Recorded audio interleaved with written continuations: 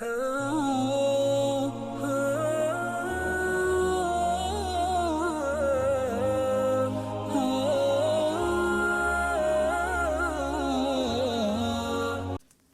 کرم آگاہ کر دیں یہ جو دعا اللہم بارک لنا فیہ وزدنا منہ دودھ پینے کے شروع میں پڑھنی ہے یا آخر میں؟ اگر آخر میں پڑھنی ہے تو شروع میں کیا بسم اللہ پڑھنی ہے؟ جی ہاں، شروع میں بسم اللہ پڑھیں، آخر میں یہ دعا بھی پڑھیں، اور دوسری جو کھانے پینے کی دعائیں ہیں وہ بھی پڑھیں۔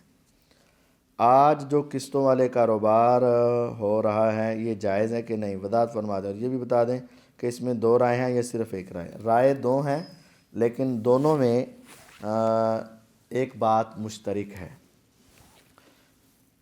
اس کے اندر قسطوں والے کاروبار کے حرام ہونے کی دو وجوہات ہیں۔ ایک یہ ہے کہ اس کے دو ریٹ ہیں، نقد اور ادھار کے، اور آپ نے یہ منع کیا ہے۔ اور دوسرا یہ ہے کہ اس کی قسط لیٹ ہونے پر جو جرمانہ عائد ہوتا ہے وہ بھی سود ہے، اس وجہ سے منع ہے۔ بعض علماء جو اس کو جائز قرار دیتے ہیں وہ کہتے ہیں اگر قسط کے لیٹ ہونے پر اضافی چارجز نہ ہوں تو پھر ٹھیک ہے۔ یعنی ایک رائے کے مطابق دو اسباب ہیں اس کے حرام ہونے کے، اور دوسری رائے کے مطابق ایک سبب ہے۔ اکثر علماء یہ کہتے ہیں چونکہ ریٹ مختلف ہیں، اور آپ نے فرمایا ایک سودے میں دو ریٹ درست نہیں، اس وجہ سے یہ غلط ہے، نقد اتنے کی ادھار اتنے کی۔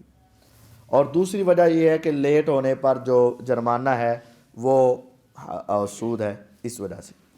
جو دوسرے علماء کہتے ہیں قسطوں کا کاروبار جائز ہے، لیکن وہ بھی شرط لگا دیتے ہیں کہ لیٹ ہونے پر جرمانہ نہ ہو، یعنی کہ ان کے نزدیک بھی اگر جرمانہ ہوا تو وہ کیا ہوگا؟ سود ہو جائے گا، حرام ہو جائے گا۔ تو اس سے پاک ہمیں قسطوں کا کاروبار نہیں مل سکا، اس وجہ سے ان سے بچنا ہی چاہیے۔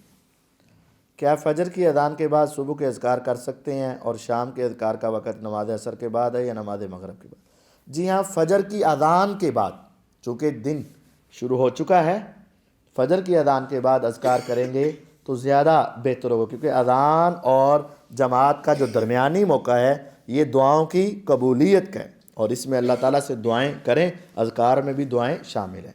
اور جو شام کا ہے وہ بہتر یہ ہے کہ آپ مغرب کی اذان کے بعد، کیونکہ دن ختم کب ہوتا ہے؟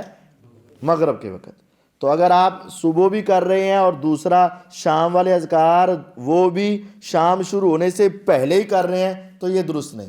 بہتر یہ ہے کہ مغرب کی اذان یعنی مغرب کی نماز کے بعد کیا جائے۔ اور وہ معروف حدیث ہے نا سید الاستغفار کے حوالے سے، جس نے صبح یہ کلمات پڑھے تو شام تک فوت ہو گیا تو سیدھا جنت میں، اور جس نے عصر کے بعد پڑھ لے انہیں شام تو پہلے پڑھ لے، تو جس نے شام کو پڑھے تو وہ صبح ہونے سے پہلے۔ کیا کسی کو عطا کرنے کے بعد اللہ تعالیٰ کے خزانوں میں کمی ہوتی ہے؟ اور جو حدیث میں آیا کہ اس کے خزانوں میں صرف اتنی کمی ہوتی ہے، دریا میں ڈبوئی جانے والی سوئی، یہ ایک مثال ہے، یہ کمی نہیں ہوتی، یہ ایک انتہا درجے کی کمی کی طرف اشارہ ہے، تو جس کو ہم کہتے ہیں نا القلیل کالمعدوم، تھوڑا سا مطلب ہے، ایسا ہوا ہی نہیں۔ جیسے حکم الاکثر حکم الکل، اکثر کو لے کر کل کا حکم لے جاتا ہے، اسی طرح قلیل کا حکم ایسے ہوتا ہے جیسے ہوا ہی نہیں۔ تو یہ ایک روایت میں تو ایسے آتا ہے کہ اتنا پورا سمندر ہو اور اس میں آپ انگلی ڈبوئیں یا سوئی ڈبوئیں جو اس سے پانی لگنے والا، اتنا، تو یہ ایک نہ ہونے کی طرف اشارہ ہے، یہ مثال دے کر نہ ہونے کی طرف اشارہ کیا گیا۔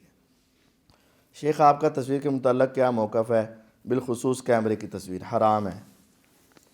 بریلوی عالم کا کہنا ہے کہ آپ نور ہیں، دلیل کا جاکم من اللہ نور و کتاب مبین، اس میں لفظ نور سے آپ صلی اللہ علیہ وسلم مراد ہے، آپ کا کیا کہنا ہے؟ میں کہتا ہوں کہ ان کو غلطی لگی ہے۔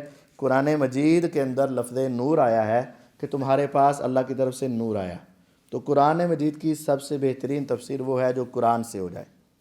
قرآن کی سب سے بہترین تفسیر کیا ہے؟ جو قرآن سے ہو۔ ایک آیت میں آیا کہ تمہارے پاس نور اور کتاب آئی۔ اب نور اور کتاب کیسے آئے؟ وہ کہتے ہیں نور کا مطلب محمد صلی اللہ علیہ وسلم، یعنی پیدا ہو کر آئے۔